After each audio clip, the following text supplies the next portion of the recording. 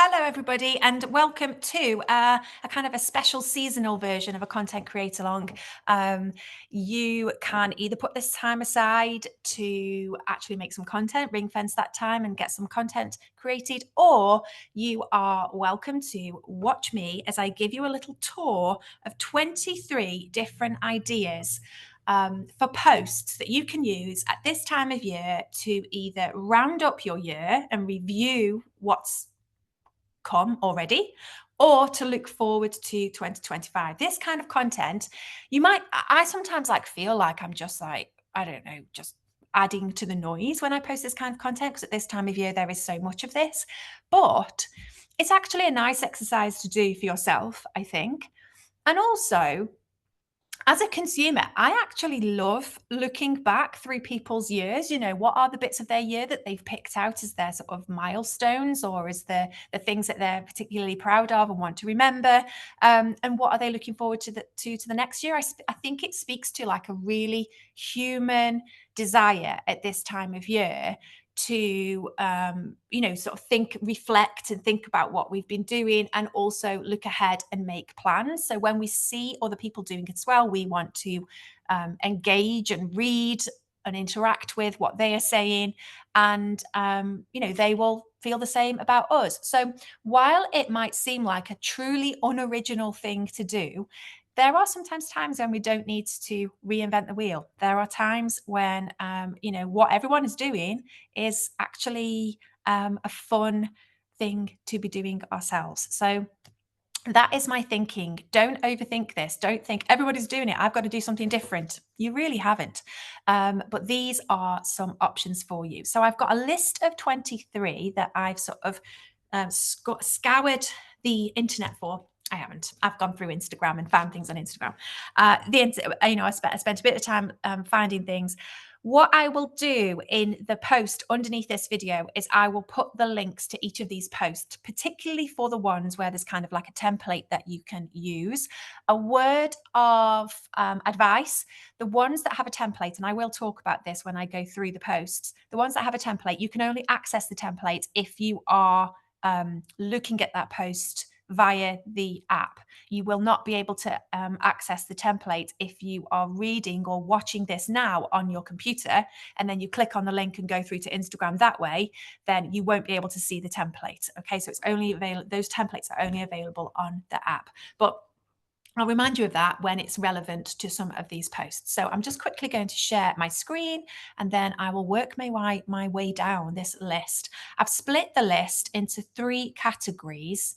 The 3 categories are, first of all, how you can look back over your year and different ways to share moments from your year. And then the second category is kind of how you can do book roundups for that. And then the third category is, I think I've got 5 ways that you can post about your plans for 2025. So I've split it into 3 categories, and I will just work my way through them. I'll keep an eye on the time, and hopefully we will get through all of them, because there are some different ideas. Some of them are more complicated to create than others. Some are super simple. So, you can all choose the ones that you feel most drawn to and that you feel are not going to take you ages to make as well. That is very important, especially at such a busy time of the year. So let's get started. So end of year post inspiration. The first thing I actually want to talk to you about, I've called this section looking back, is I want to show you this. This is actually a Substack essay from Hayley Dunlop, which is called 2024 Lots Happened. And the reason why I wanted to show you this is Hayley here. She's lovely, by the way. And Hayley's actually going to be coming and talking to you all in January for the in the membership, because she's had a really rocky road to publication, but her first novel is due out at the end of next year. She's doing some really interesting things already to do with her marketing, and also what was the other thing I was going to say? She's also got a second book coming out. So, she's got like a long-term plan, that she needs to keep up her activity for. Hayley's also a copywriter, like an advertising copywriter. So she's a very creative person, has lots of ideas. So I'm going to be speaking to her in January. So you will get notice of that in the dates for your diary January post, which you'll receive on the 1st of January 2025, which is terrifying. But let's move on. So the reason why I wanted to show you this is because she has written this kind of roundup of things that happened during 2025, and she split it into different sections. So signing my book deal, getting commissioned, rejection. She's very honest about the number of rejections that she received.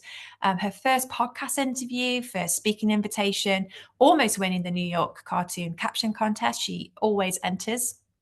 The creative collaborations that she's enjoyed, rediscovering her rhythm, she's a big music fan, so going to gigs, and then things that she's enjoyed recently. Now, the reason why I wanted to show you this is because if you wanted to write a longer form roundup of your year that along the similar lines of this, you can then take this and turn it into several Instagram posts. So you could do an Instagram post that looks back at the day you signed your book deal, if that's relevant to you. Speaking of Hayley, it would be relevant to her. Or the day you got commissioned to write a second book. You could write an entire post about being rejected over and over again and how that felt, or a post about revisiting that first podcast interview, or a post about being the first speaking invitation as an author.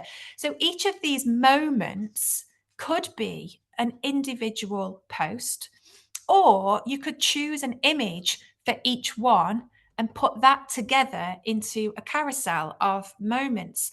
So sometimes it is worth writing something that is long form, if you have a Substack, and posting it there, and then drawing bits from it to create some Instagram posts with. And I've talked about that before. I did that video tutorial of ways to do it. This is a super simple one because you just sort of take each moment.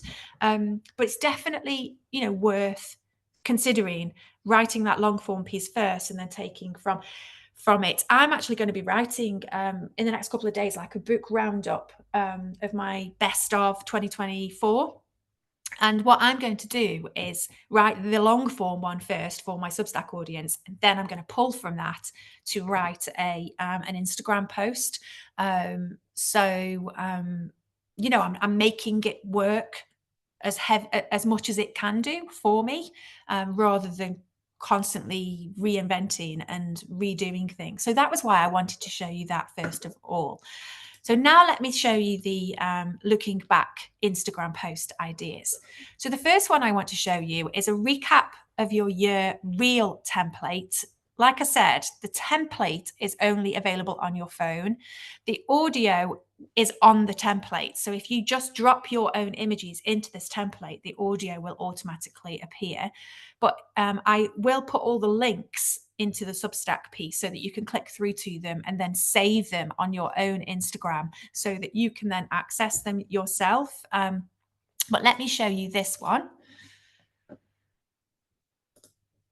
Okay, here we go. I don't actually think you can hear that through here. But as you can see, there's a tiny clip for each of the months.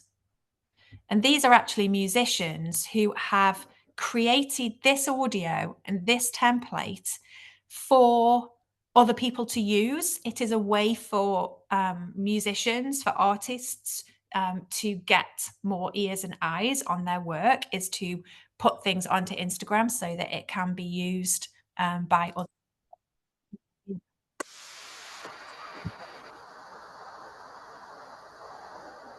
But as you can see, what they've done is they have taken a little video clip for every single month of the year.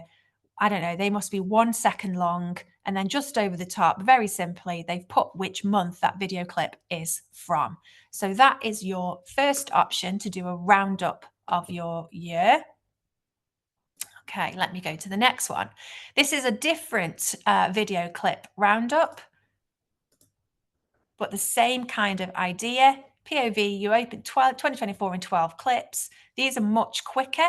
With this kind of video, where you're using several clips in a row, I do recommend keep the clips really snappy and short to keep people's attention. So I am talking about a maximum of like 2 seconds, ideally more like 1 second. And this one, I think, is probably more like half a second each. And as you can see, the video clips don't need to be anything fancy. They're just moments from their year. So that's another example. Again, I don't know if you can hear this when I take it off mute. So let me see if it does play.